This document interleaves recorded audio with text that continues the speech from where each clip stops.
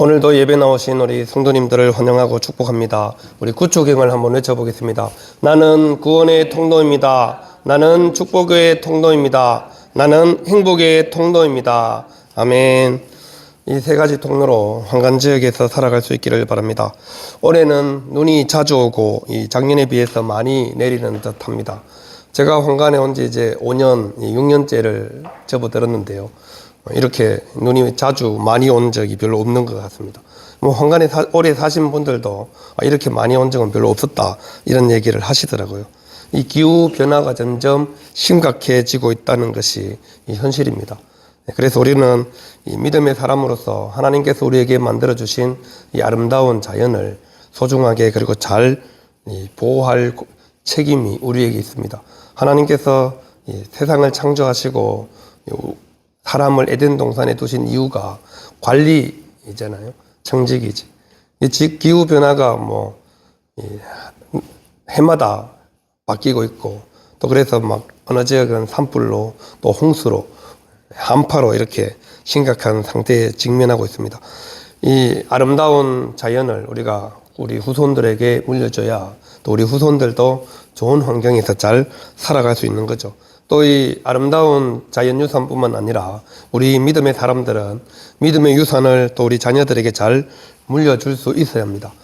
제가 이 사사기를 3년 4개월 전에 2021년 10월 달에 10월 넷째 주인가 그때 아마 사사기를 시작을 했더라고요. 그리고 사사기 16장에서 중단을 했습니다. 그리고 오늘 이제 사순절 전까지 사사기 말씀을 다시 보려고 합니다. 이 사사기 1장부터 16장까지는 사사들의 이야기로 계속 전개가 되고 있습니다. 마지막 사사가 누구죠? 여러분, 손이 세 개라고 넌센스 퀴즈라는 삼손이죠. 삼손으로 사사기가 마무리되는 듯 합니다. 그런데 오늘 17장부터 21장까지는 사사기의 결론 부분인데, 이 앞에 나오는 내용처럼 사사가 등장하지도 않고, 앞에 사사기 1장에서 16장처럼 죄를 짓고 하나님께 부르짖어 회개하고 그러면 하나님께서 이 구원자 사사를 보내주셔서 회복시켜 주시면 다시 또 이스라엘 백성들이 이런 사이클도 전혀 17장부터 21장에는 등장하지 않습니다. 그래서 전혀 사사기와 같지 않음에도 불구하고 이 이야기가 사사기 후반부에 기록이 되어 있는 이유가 뭘까? 사사기 시대가 이런 시대였다는 것을 적나라하게 보여주는 말씀이라고 생각이 되어집니다. 왜냐하면 사사기 후반부에 기록되어 있다고 해서 사사시대 후반의 내용은 아니라는 거죠. 연대순으로 기록된 건 아닙니다. 왜냐하면 이 뒤에 사사기를 쭉 17장부터 21장까지 읽어보시면 아론의 자손 제사장이 아직 살아 있습니다. 아론의 제사장이 아직 살아있다는 말이죠. 아론의 후손이 제사장으로 살아있고 여전히 제사장직을 수행하고 있으니까 이 사사기 초반의 이야기임에도 불구하고 사사시대에 얼마나 빨리 이스라엘 백성들이 하나님을 떠남으로 인해서 종교적으로 도덕적으로 타락했는지를 잘 말해주고 있다는 거죠. 그리고 사사기의 결론이 오늘 우리가 읽은 17장 6절에 있는 말씀이 21장 25절에도 똑같이 기록되어 있습니다. 이스라엘에 누가 없었으므로, 왕이 없었으므로 자기 소견에 옳은 대로 행하였더라. 이게 사사기 결론이거든요. 왕이 없어서 이스라엘 백성들이 자기 마음대로 살았다는 거죠. 하나님을 왕으로 인정해야 되는 이스라엘 백성들이 하나님을 왕으로 인정하지 않고 하나님께만 경배하지도 않고 사사가 살아있을 때만 잠깐 여호와를 경외하다가 그게 불과 20년 내지 40년이거든요. 물론 80년 동안 평온한 때도 있었지만 대부분은 20년, 40년 그때만 잠깐 또 하나님을 섬기다가 금방 이스라엘 백성들이 타락으로 접어들었다는 것이죠. 그래서 우리는 사사시대와 똑같은 삶을 반복하고 또 살아가고 있는 것입니다. 사사시대에도 그렇지만 이 시대에도 여전히 우리는 종교적으로 도덕적으로 하나님과 멀어지면 타락에 빠질 수밖에 없다는 것을 사사기가 우리에게 계속해서 강조하고 있는 것입니다. 그래서 우리의 신앙을 다시 하나님께로 온전히 집중할 수 있도록 또 말씀을 통해서 여러분들이 더욱더 이름에 합당한 삶을 살아갈 수 있기를 바랍니다. 그래서 오늘 말씀의 제목이 뭐라고요? 명실상부. 사자성어인데 무슨 뜻인지 아시죠? 이름에 이름과 실상이 일치한다는 뜻이거든요. 명실상부. 여러분, 제가 3주 연속 계속 사자성어로 말씀의 제목을 하신 걸 혹시 눈치채셨나요?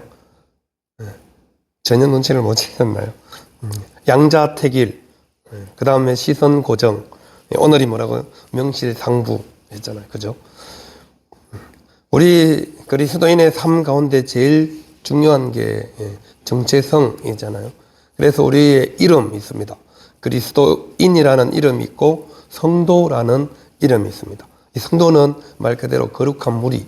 물론 교회에서는 뭐 장로님도 계시고 목사님도 있고 또 안수집사, 권사님 이런 직분이 있지만 우리에게 하나님께서 주신 최고의 이름, 성도라는 이름과 그리스도인이라는 이름이죠. 그 이름에 걸맞게 합당하게 이름값 하며 살아야 하는데 오늘 본문에 등장하는 주인공 두 사람이 등장합니다. 그렇게 이름값을 하면서 살지를 못했다는 거죠. 사사기 결론부를 시작하면서 우리 등장인물이 1절에 보시면 에브라임 산지에 미가라 이름하는 사람이 있더니 라고 기록하고 있습니다. 사사기를 결론부를 시작하면서 그냥 엉뚱하게 미가라는 사람을 등장시키고 있는데 이 미가라는 사람은 에브라임 지파 사람입니다. 에브라임 산지, 에브라임 지파라는 뜻이거든요. 에브라임 지파에 속해 있는 미가라는 사람이 있었다. 이렇게 이야기를 시작하고 있는 것이죠. 아주 먼 옛날 이야기 하면서 우리가 등장인물을 등장시키듯이 사사기 저자도 에브라임 산지에 미가라는 사람이 있었다고 이야기를 하고 있습니다. 이 미가라는 사람의 이름의 뜻은 여호와와 같은 이가 누구인가 라는 의미입니다. 여호와와 같은 이가 누구인가. 한마디로 여호와가 최고다 이런 말이잖아요. 미가의 아버지가 믿음 좋은 부모님이었던 것 같습니다. 그러니까 아들의 이름을 미가예후라고 이름을 지었죠. 하나님이 최고입니다 라고 고백하는 거죠. 자녀의 이름을 지을 때 여러분 어떤 마음으로 자녀의 이름을 짓나요? 우리 자녀가 그 이름처럼 그렇게 살아가기를 원하는 마음으로 이름을 짓잖아요. 저희 아들이 저기 있는데 이름이 대원이거든요. 큰 대자에 어떤 문자입니다. 원자는 돌림자이어서 저희 집안에 돌림자가 원자이어서 원을 넣었고 큰 대를 넣은 이유는 크게 어떤 미대라고 그렇게 짓잖아요. 미가도 마찬가지입니다. 미가의 아버지가 미가예후라고 이름을 지으면서 우리 열왕기 상에 나오는 미가야와 똑같은 이름입니다. 미가야 선지자. 많은 선지자들이 막 거짓 예언을 하잖아요. 아합 밑에서 빌붙어가지고. 근데 미가야만 바른 말을 하니까 별로 안 좋아했죠, 왕이. 그 미가야와 오늘 사사기 17장에 등장하는 미가가 동일 히브리어 단어입니다. 미가예후라고 그렇게 히브리어로 표현하는데 하나님이 최고이십니다. 여호와와 같은 이가 누구인가라는 의미를 가지고 있습니다. 그러니 부모님은 믿음이 굉장히 좋아서 아들이 하나님을 최고로 여기고 살아가기를 바랬습니다. 그런데 정작 미가는 그런 사람이 아니었습니다. 오늘 2절 본문에 보시면 이렇게 기록되어 있습니다. 그의 어머니에게 이르되 어머니께서 은 1100을 잃어버리셨으므로 저주하시고 내 귀에도 말씀하셨더니 보소서 그 은이 내게 있나이다. 내가 그것을 가졌나이다 하니 그의 어머니가 이르되 내 아들이 여호와께 복받기를 원하노라. 이렇게 말씀하고 있습니다. 이 미가는 하나님이 최고입니다 이렇게 살아가는 것이 아니라 아주 도덕적으로 수준이 낮은 뭐 했죠 지금? 2절에 어머니의 돈 은 1100세겔을 훔쳤습니다. 그것도 누구 돈을요? 아들이 엄마 돈을 훔쳐가지고 몰래.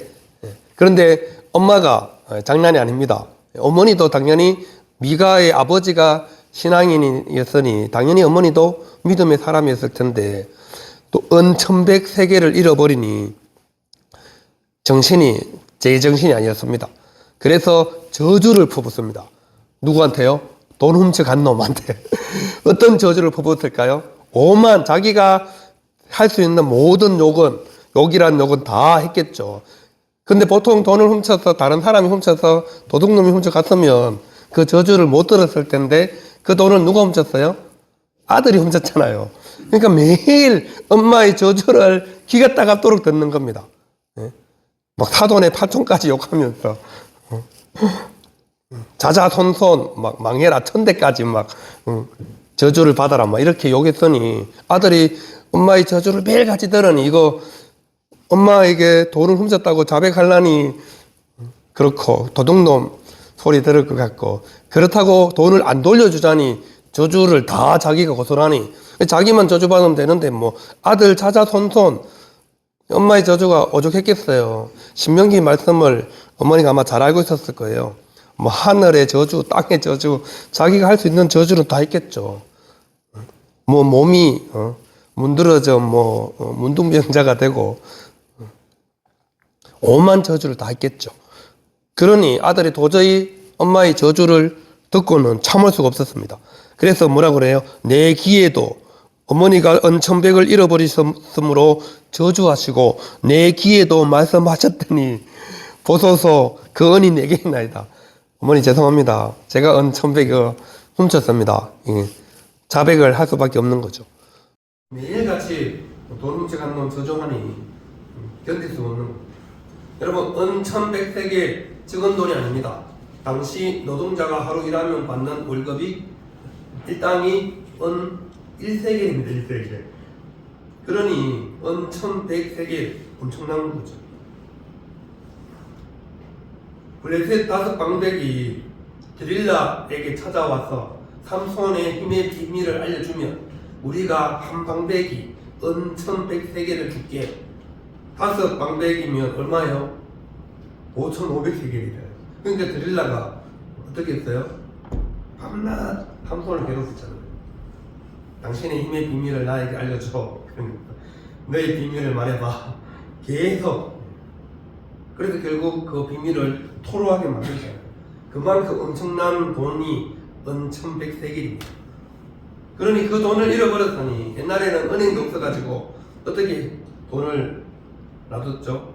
항아리에 넣어서 뭐 땅에 파묻어 놓던지 아니면 귀에 넣어서 방에 잘 숨겨두었던지 아들이니까 엄마가 돈을 어디 놔뒀는지 잘 알 거 아니에요. 그러니까 어머니가 잠깐 일천한 사이에 돈을 훔쳤겠죠.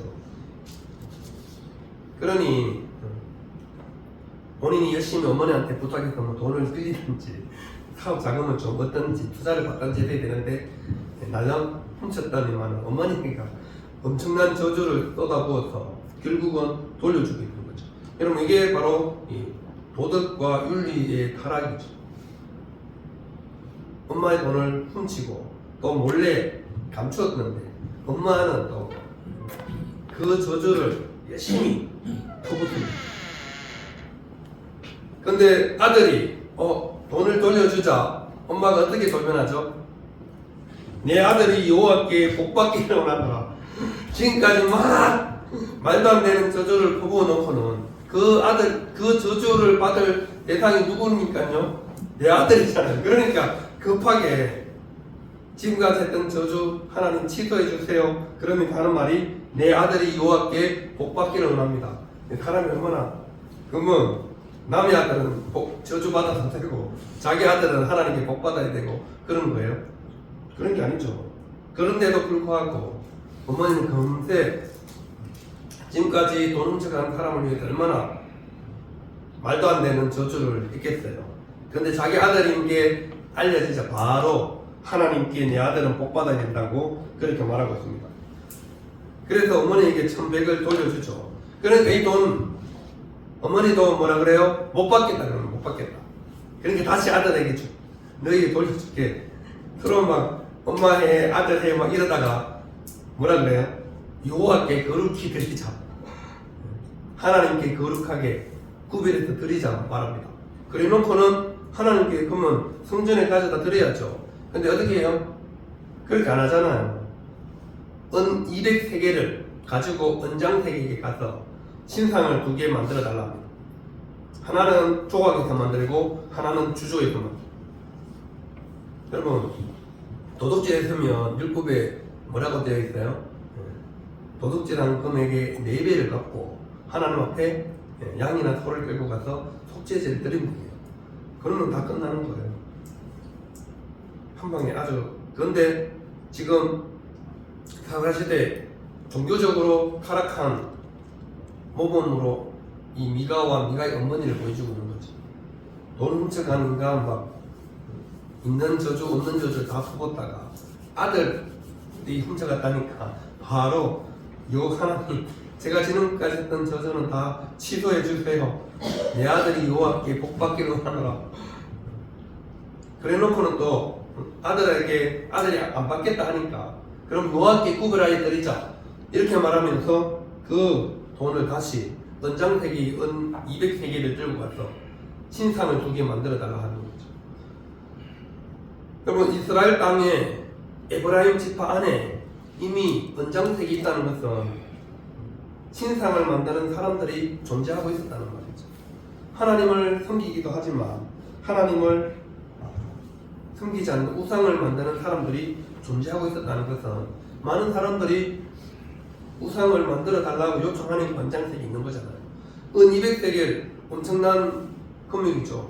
노동자가 열심히 일해서 200일 동안 일해야지 벌 수 있는 돈을 신상 2개 만드는데 바로 그냥 갖다 줍니다. 나머지 900은 그냥 어디 간지 소식도 없고요. 하나님께 구별하여 드리겠다 해놓고는 200만 신상 만드는 데 쓰고 나머지 900은 사라졌습니다. 그럼에도 불구하고 이들은 여전히 계속해서 뭐라고 얘기해요? 하나님 이름을 덜먹이고 있다는 사실입니다. 율법을 지키지도 않고 하나님 말씀대로 살지도 않고 또 하나님께서 정해주신 규례가 엄연히 있음에도 불구하고 어처구니 없게도 아들에게 내리는 저주가 내리지 않도록 하기 위해서 신상을 만들고 또 에봇과 드라빔을 만드는 것을 우리가 볼 수 있습니다. 이것이 바로 기복적이고 미신적인 신앙의 모습이죠. 하나님을 멀리 떠나면 가칭 하나님 아닌 것을 하나님처럼 만들기도 합니다. 가장 잘 보여준 게 출애굽기 32장 이스라엘 백성들이 애굽에서 나와서 얼마 되지 않았어. 모세가 시내산에 올라갔다가 내려오지 않으니까 어떻게 했어요? 금송아지 신상을 만들었죠. 똑같은 겁니다. 금송아지 만들어 놓고 뭐라 그랬어요? 이 금송아지가 우리를 애굽에서 인도한 하나님이다 그랬잖아요. 지금 사사시대 미가와 미가의 어머니도 마찬가지입니다.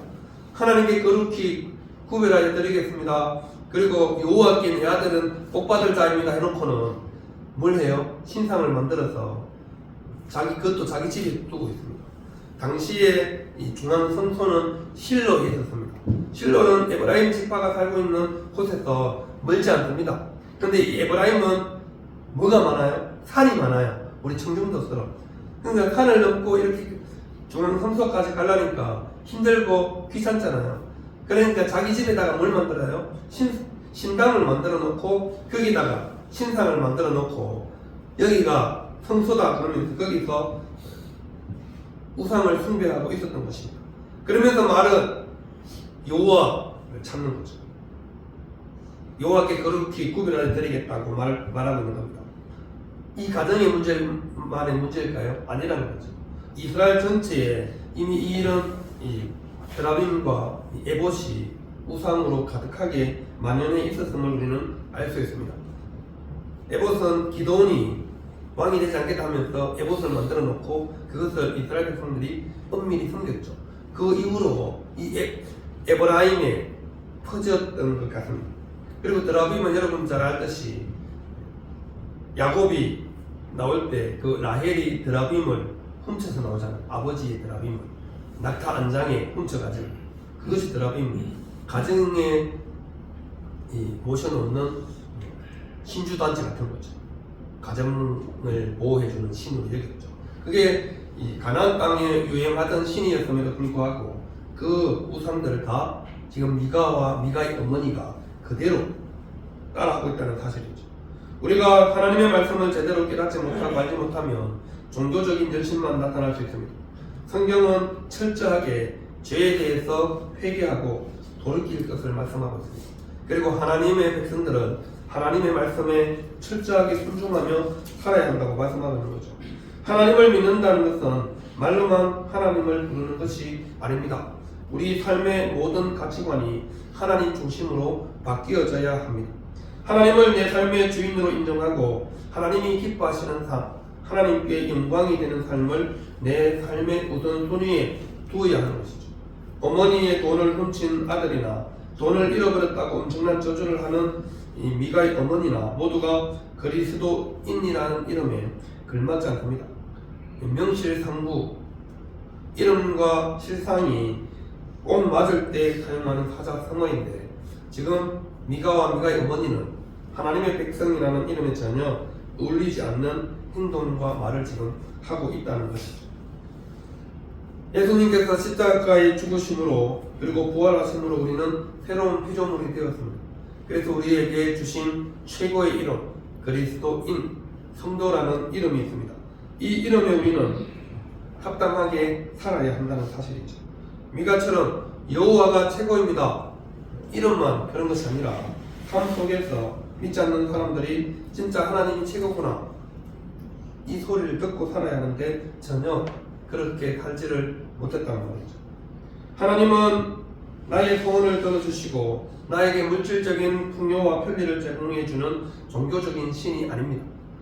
그것은 하나님을 이용하는 거죠. 하나님은 무조건 나에게 복 주셔야 하는 분, 그게 기복신인 거죠. 하나님은 우리에게 무조건 복 주시기를 원하시는 분이 아니라 물론 당연히 하나님의 말씀에 순종하고 하나님의 원리대로 살아가는 백성들에게 반드시 하나님이 복 주십니다. 그 복은 눈에 보이는 복만을 말하는 것이 아니라는 거죠. 영원한 생명, 또 하나님 나라 백성으로 이 땅에서 행복한 삶을 누리고 늘 마음에 평안을 가지고 살아갈 수 있도록 하나님께서 우리에게 때를 따라 돕는 은혜로 채워주시는 분이십니다. 그럼에도 불구하고 하나님은 우리가 때로는 하나님의 길을 가지 않을 때 징계도 하시고 고난도 주시고 그래서 늘 하나님을 찾을 수 있도록 찾도록 만드시는 분도 하나님이시라는 사실입니다. 그래서 그리스도인인데 아프고 암도 걸리시고 교통사고도 나고 빙판길에 미끄러져서 다치기도 하시고 그렇게 하는 거죠. 세상 사람들이 당하는 모든 질병과 아픔을 다 겪고 살아갑니다. 그럼에도 불구하고 세상 사람들과 다르게 세상을 바라보고 다르게 해석하고 살아가는 사람들이 우리 그리스도인이라는 거죠. 왜냐하면 우리는 하나님의 백성이고 하나님께서 우리에게 말씀을 주시기 때문에 그렇습니다. 그래서 우리는 그 말씀이 우리 삶의 기준으로 삼고 그 말씀을 우리 삶의 원리로 삼고 살아가는 사람들을 가리켜서 그리스도인, 하나님의 백성 이렇게 부르는 것입니다. 우리의 모든 신앙생활은 말씀에 대한 순종에서 출발해야 합니다. 우리 황간절기의 모든 성도님들은 명실상부이시기를 바랍니다. 또 사사기는 계속해서 이스라엘에 왕이 없었다고 강조하고 있죠. 오늘 읽은 본문과 18장 1절, 19장 1절 그리고 마지막 21장 25절에 네 번에 걸쳐서 똑같은 말을 반복적으로 하고 있습니다. 이스라엘의 왕이 없으므로 백성들이 자기 소견에 옳은 대로 행하였다. 이것이 바로 사사기의 결론이죠. 그럼 왕이 하는 역할이 뭡니까? 왕이 없었으므로 자기 소견에 옳은 대로 했다면 왕의 역할은 이스라엘 백성들을 하나님이 원하는 길로 이끌어주는 역할, 이것이 바로 왕이 하는 일이었습니다.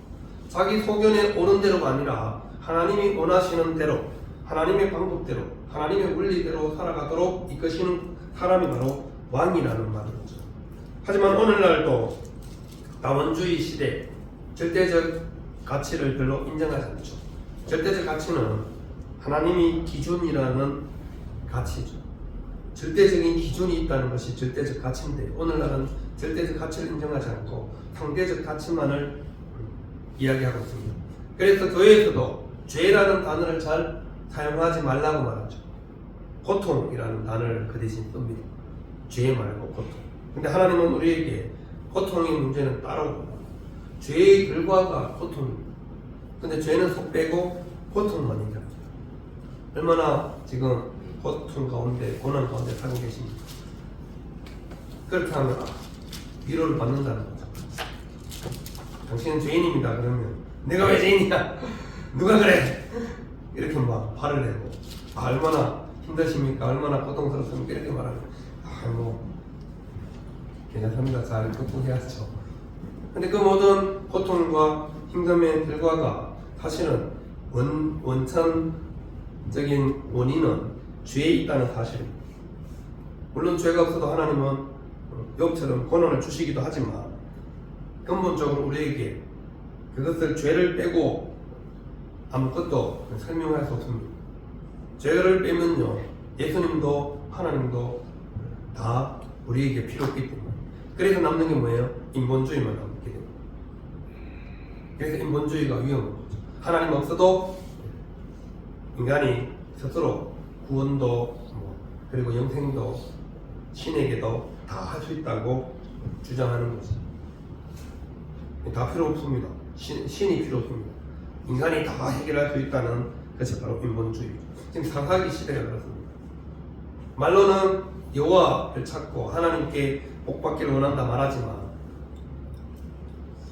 뭔가 눈에 보이는 신상을 만들고 그래서 자기 소견에 옳은 대로 자기 마음대로 우상을 숭배하고 살아간다는 것이죠.